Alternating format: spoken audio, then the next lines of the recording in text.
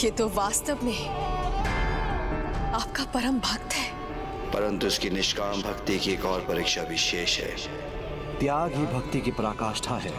भक्त का त्याग ही उसे महान भक्त बनाता है और त्याग ही भक्ति की अंतिम परीक्षा भी है। क्षमा कीजिए पिताश्री, किंतु भक्त चंद्रधर तो सर्पों के मध्य से आगे बढ़े। वो वृषभ से भी नहीं डरे, ज्वालामुखी की अग्नि देखकर भी नहीं रुके। जो अपनी भक्ति के लिए अपने प्राण भी त्यागने को तैयार हो, उसके त्याग की भला और क्या परीक्षा हो सकती है। प्रभु के जल अभिषेक के लिए जल सुरक्षित है, किंतु इस जल का पान करने की कल्पना भी नहीं कर सकता मैं।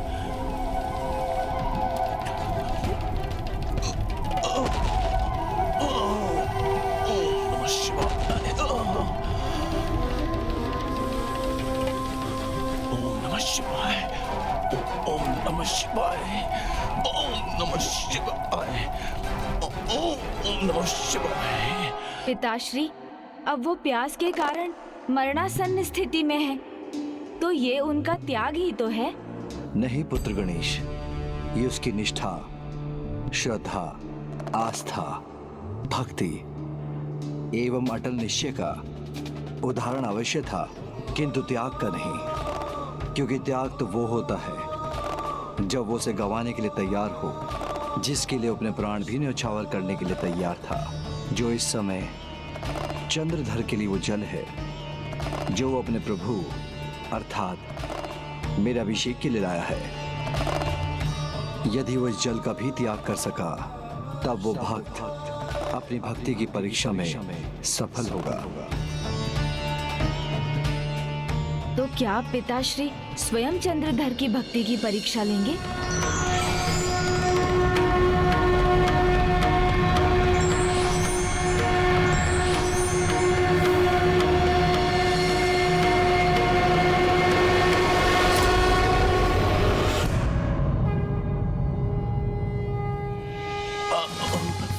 नमः शिवाय।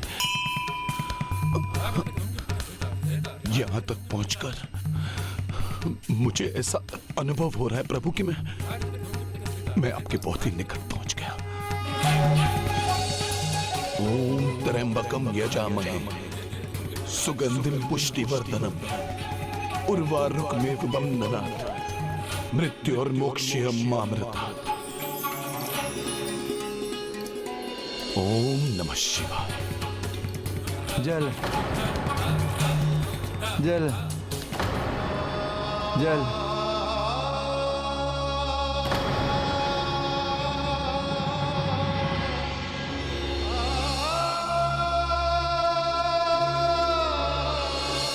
हे प्रभु, मुझे जल दिलवा दीजिए। जल तो है मेरे पास। जल जल।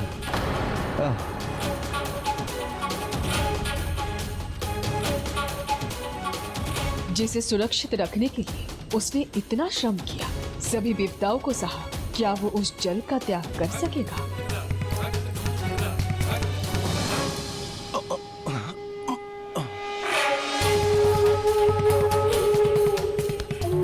जल जल प्रभु, जल।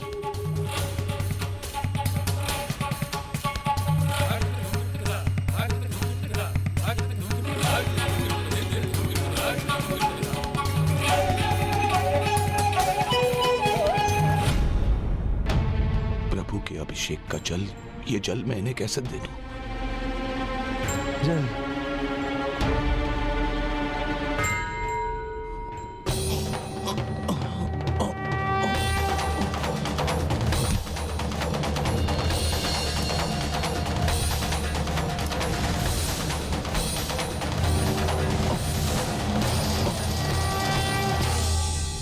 तो क्या भक्त चंद्रधर अपनी भक्ति की इस अंतिम परीक्षा में असफल हो जाएंगे?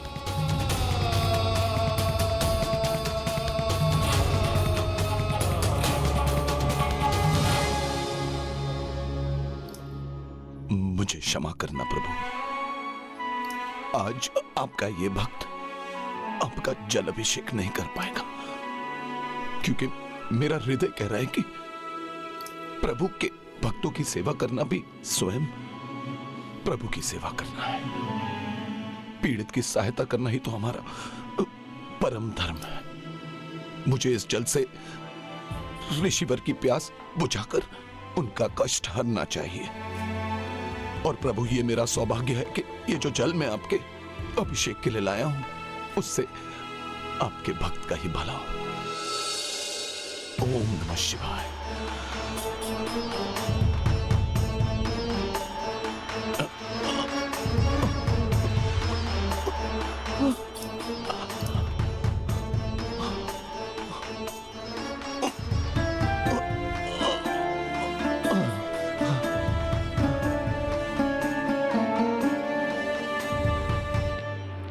ऐसी अपार भक्ति, ऐसा निस्वार्थ भाव, ये कैसे संभव है? ऋषिवर, जल ग्रहण कीजिए ऋषिवर।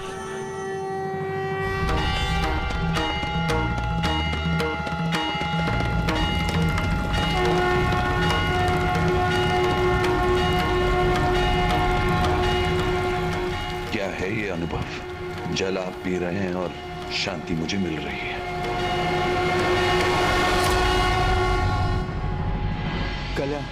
कल्याण हो पुत्र, तुमने मेरी प्यास बुझा दी, मेरे कष्ट हर लिए। ईश्वर तुम्हारी सभी इच्छाएं पूर्ण करे। नहीं नहीं पुत्र, नहीं, मुझे और सहायता की कोई आवश्यकता नहीं। जो मुझे चाहिए था वो तुम मुझे दे चुके हो पुत्र।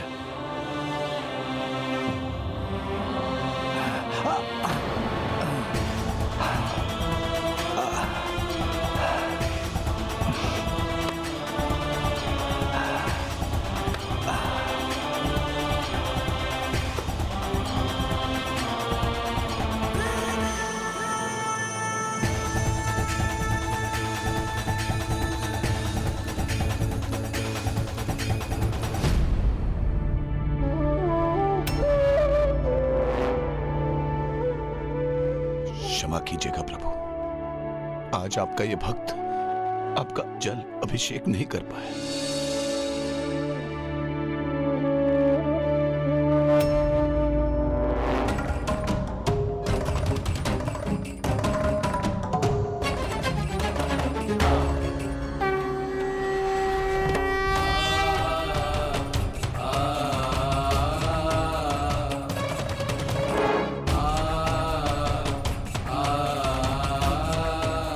आश्चर्य, ये तो जल से भरा हुआ है।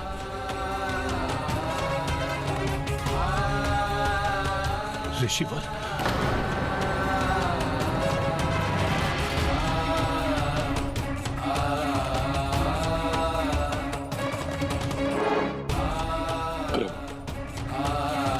तुमने मेरी प्यास बुझा दी, मेरे कष्ट हर लिए। ईश्वर तुम्हारी सभी इच्छाएं पूर्ण करे। प्रभु, हे शिव शंकर, आप मेरी परीक्षा ले रहे थे। धन्य है प्रभु। ओम नमः शिवाय, ओम नमः शिवाय, ओम नमः शिवाय, ओम नमः शिवाय, ओम नमः शिवाय, ओम नमः शिवाय, ओम नमः शिवाय, ओम नमः शिवाय, ओम नमः शिवाय, ओम नमः शिवाय। हर हर महादेव, महादेव।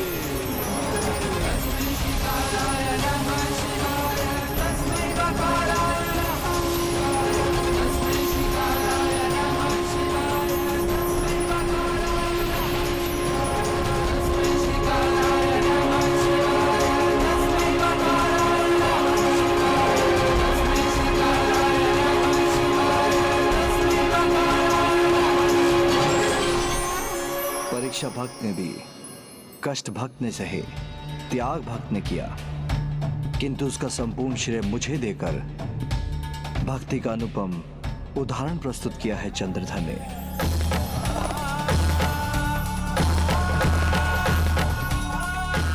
और अब देखो, भक्ति में रमकर कैसा निहाल है मेरा भक्त। ऐसी ही भक्तों की अटल आस्था और अडिग विश्वास के कारण हम भगवान हैं।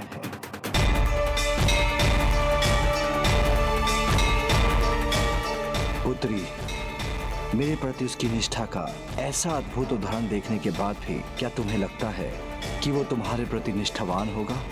तो तुम्हें उसका प्रयास अवश्य करना चाहिए। उससे मुझे ही नहीं, संपूर्ण जगत को प्रसन्नता होगी। तुम्हें देवी मानकर सभी तुम्हारी पूजा करेंगे और कलयुग में तुम्हारी भक्ति और पूजा भक्त गणों की आस का आधार बनेगी। किंतु मैं तुम्हें फिर सचेत करता हूँ कि वो मेरे सिवाय किसी और की आराधना नहीं करता।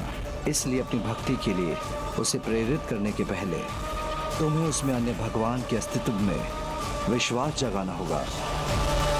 ओम नमः शिवाय।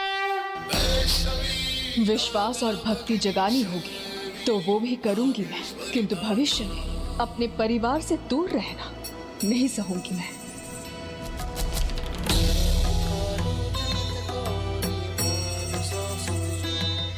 पिताश्री, मैं देवादिदेव महादेव की पुत्री हूँ। आपके समान ही मैं अपने शब्दों पर अडिग रहूंगी। जो मैंने कहा है वो मैं करके ही दिखाऊंगी।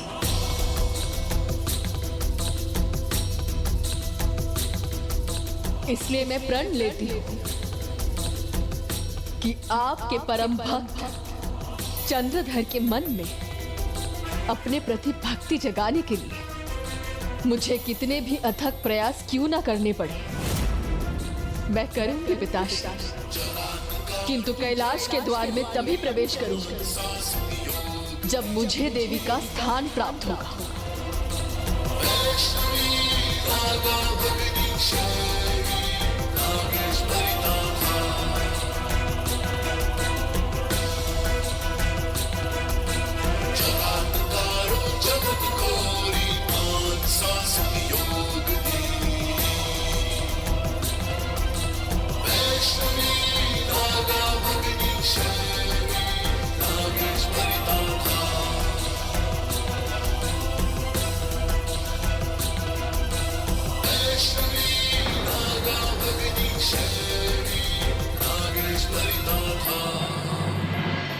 मेरे पुत्र गणेश के मन में तो बहुत जिज्ञासाएं होंगी।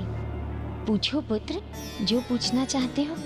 माता, कैलाश में शांति बनी रहे, परिवार के सभी सदस्यों में सामंजस्य स्थापित हो, इसलिए हमने प्रभु सत्यनारायण की पूजा का आयोजन किया।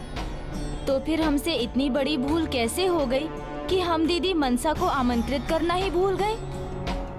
पुत्र, तुम्हारे इन सभी प्रश्नों का उत्तर तुम्हारे पिताश्री देंगे। कैलाश में सत्यनारायण पूजा का ध्येय मात्र कैलाश में शांति कैसे हो सकता है पुत्र? उससे तो समस्त जगत में शांति और सामंजस्य की स्थापना होनी चाहिए ना।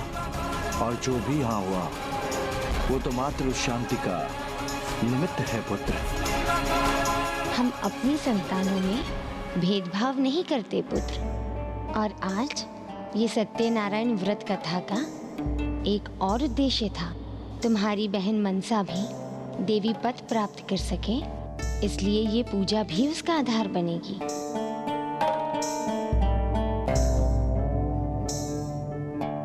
जहाँ भी मेरे इस व्रत का श्रद्धा पूर्वक पालन होगा वहाँ समृद्धि आएगी, परिवार में आपसी समझ बढ़ेगी और अधूरे कार्य संपन्न होंगे। अब मैं समझा, ये अधूरा कार्य पूर्ण होगा, सत्यनारायण कथा का ये लाभ होगा। इसलिए आपने दीदी मनसा को आमंत्रित नहीं किया था, तो मैं उचित ही समझा था, ये आप दोनों की ही लीला थी। किंतु माता, मुझे तो अपनी बहनों का ज्ञान ही नहीं। दीदी ज्योति का जन्म कैसे हुआ? और क्या दीदी अशोक सुंदरी वास्तव में कल्प वृक्ष से जन्मी थी? और मनसा दीदी, उन्होंने पिताश्री की क्या सहायता की थी? उनका नाम मनसा क्यों है?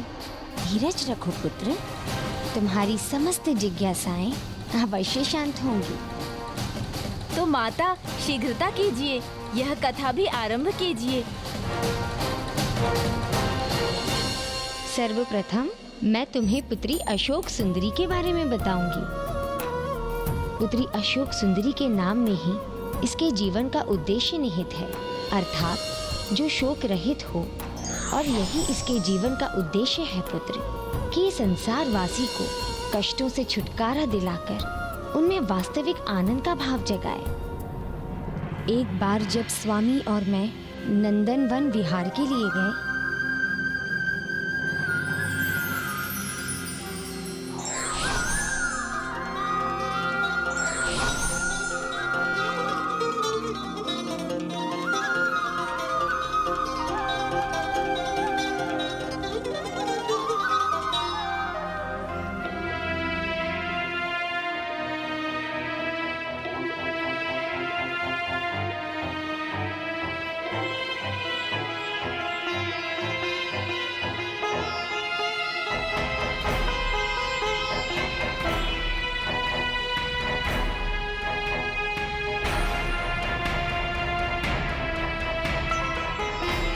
हम सभी का अभिवादन कर रहे हैं, किंतु उसका कोई उचित उत्तर नहीं दे रहा है। इतनी समृद्धि में इतनी उदासी क्यों है स्वामी? असंतोष।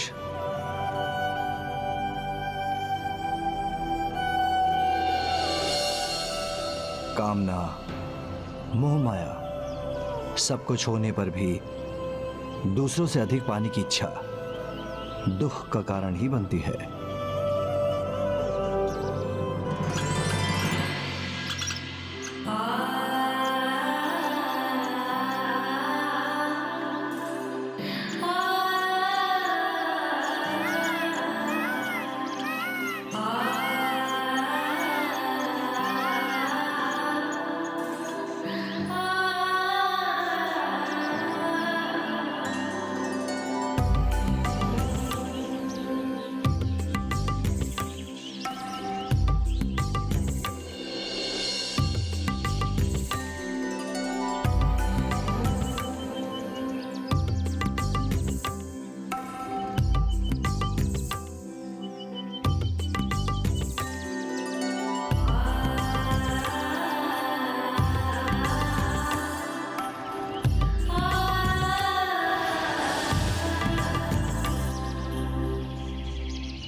स्वामी, इन सब के पास कुछ ना होते हुए भी ऐसा क्या है जिसे पाकर ये आनंद से निहाल है?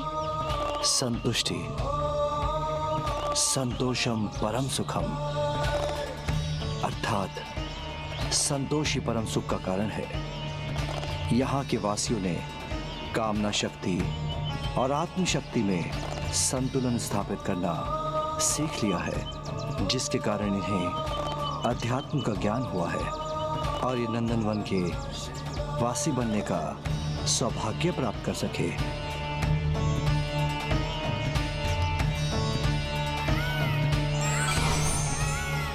आपने उचित कहा स्वामी। कामनाओं का जाल सभी को उलझाकर उदास करता रहा तो उस शोक के भार से संपूर्ण सृष्टि मुरझा जाएगी।